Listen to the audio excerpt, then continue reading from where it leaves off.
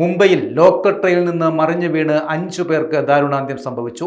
ഛത്രപതി ശിവാജി മഹാരാജ് ടെർമിനസിലേക്ക് പോവുകയായിരുന്ന ലോക്കൽ ട്രെയിനിൽ നിന്നുമാണ് യാത്രക്കാർ വീണ് ദാരുണമായ ഈ സംഭവം നടന്നത്.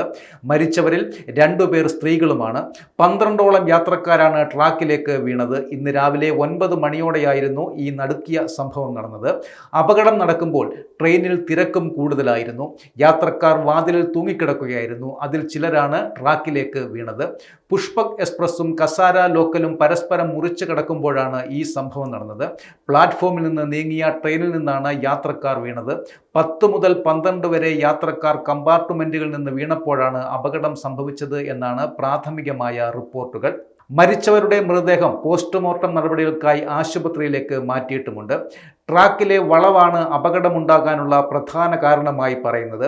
അതിവേഗതയിലുള്ള ട്രെയിനിൽ ആളുകൾ തിങ്ങിനിന്ന് യാത്ര ചെയ്യുന്നതും അപകടത്തിന് കാരണമായിട്ടുണ്ട്.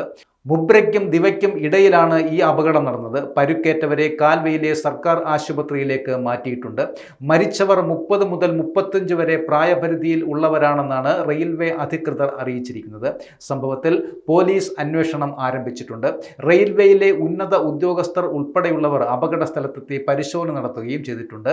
അപകടത്തിന്റെ പശ്ചാത്തലത്തിൽ റെയിൽവേ ബോർഡ് ചില നിർണായക തീരുമാനങ്ങൾ കൈക്കൊണ്ടിട്ടുമുണ്ട്. എല്ലാ ട്രെയിനുകളിലും ഓട്ടോമാറ്റിക് ഡോർ നിർബന്ധമാക്കാനാണ് നിലവിലെ തീരുമാനം.